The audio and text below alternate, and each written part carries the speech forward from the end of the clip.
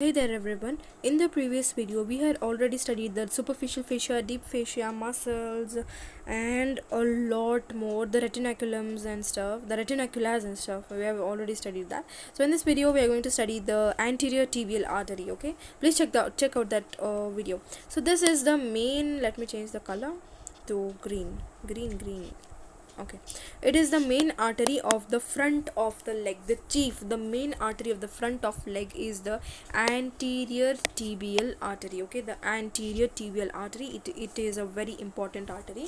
Now the beginning is, it is a terminal branch of the popliteal artery, okay, which is in the popliteal fossa on the back side, on the posterior side. So we have the it is the continuation of the beginning is from the terminal branch of the popliteal artery. Okay,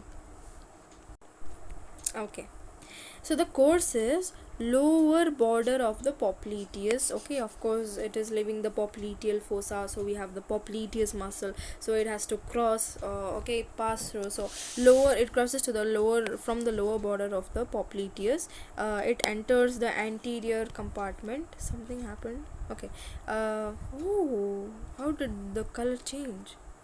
Surprising. Okay, enters the anterior compartment. It was in the posterior, right, and the popliteal artery is on the posterior side. It passes through the popliteus muscle, enters the anterior compartment by passing forward, okay, of course forward, close to the fibula is on the lateral side, right? So it is coming from the lateral side, not from the medial side, through opening of the interosseous membrane. Okay, in the deep fascia we had seen, no, in the deep fascia we had this membrane called the interosseous membrane. See, whatever you see with the great green thickening, this is the intermuscular septum membrane, all the same. So it is passing through the deep fascia, okay, the anterior tibial artery. Okay, so where is it? Okay, interosseous membrane, okay, passing closely, coming from the lateral side, not from the medial, to the fibula. It is coming to the anterior side because it is named, so called anterior tibial artery, right? And the terminates by moving downwards, of course, between two malleoli. We had already studied in the previous video about the surface landmarks.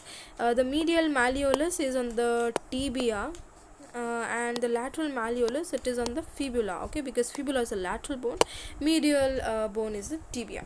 So it passes between the two malleoli to become the dorsal pedis artery, okay, the dorsal pedis artery.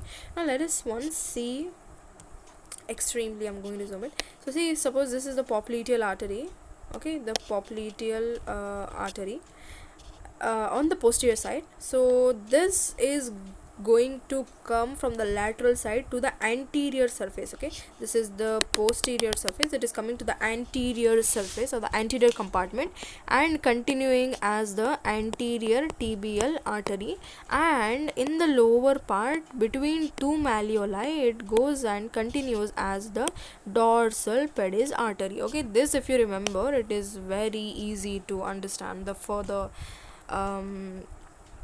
topics. Okay, so we'll see the diagram. Oh, I've already done it, so I don't know why did I do this again. Okay, so this is the popliteal artery on the posterior side, so this one is the fibula, whatever you see here, this is the fibula, and this one is the tibia.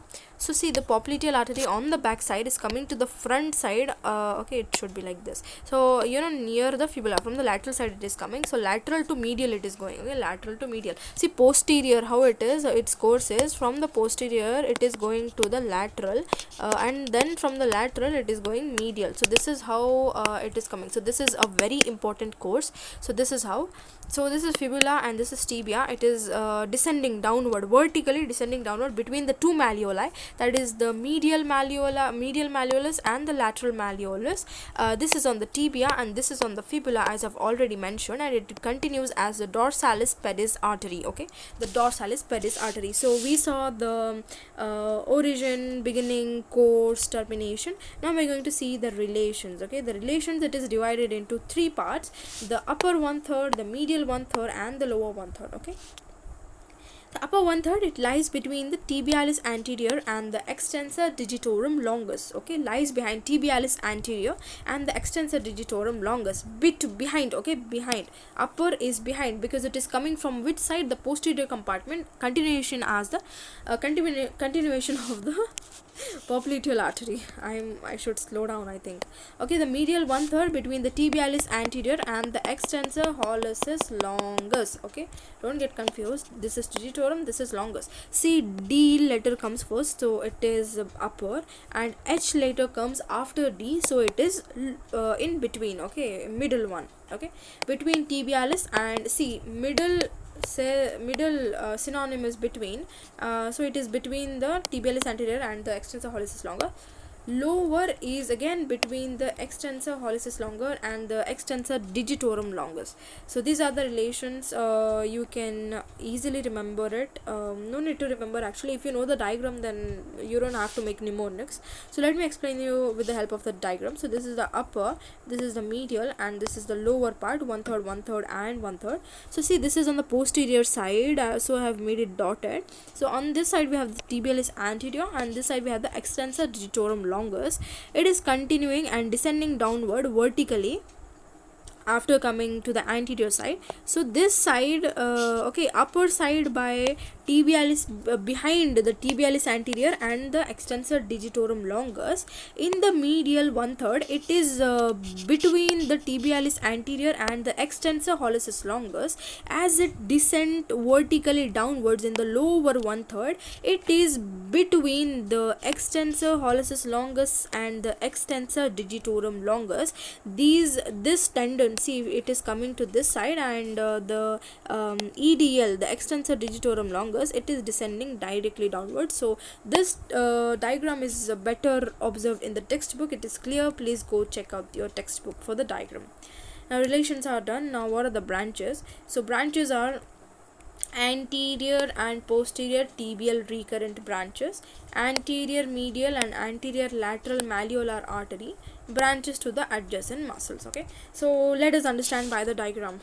Oh, I drew the diagram also. I was not expecting this.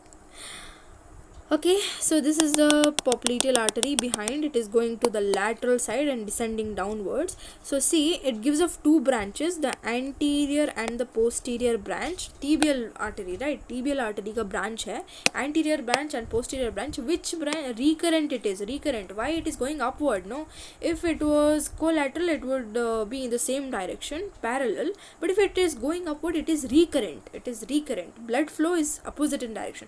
The anterior and posterior tibial recurrent artery forms the anastomosis around the knee joint. We are really good at anastomosis. People who watch my videos regularly and do not miss any of my videos are very good in anastomosis and the plexus. So I'll link down all the anastomosis in the description. Please check them out. I've covered them in very less duration. So as we saw, it is giving recurrent branches, anterior and posterior recurrent branches, forming the knee anastomosis, and anterior and medial malleolar artery for ankle anastomosis. See, anterior lateral malleolar artery, anterior medial malleolar artery, okay, medial artery for anastomosis near the ankle joint and anastomosis on the ankle joint.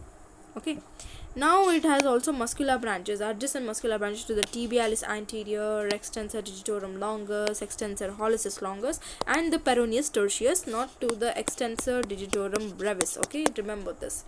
Extensor digitorum longus, extensor hallucis longus, peroneus tertius, and the tibialis anterior, and continues as the dorsal pedis artery after the two malleoli. Okay, dorsal pedis artery. So this is about, okay, the complete anterior tibial artery. Hope you have understood. I have discussed the origin, the insertion, the beginning, course, termination, relations, branches, and where it is supplying with the diagrams. Thank you so much. We'll cover the deep peroneal nerve soon. Please subscribe.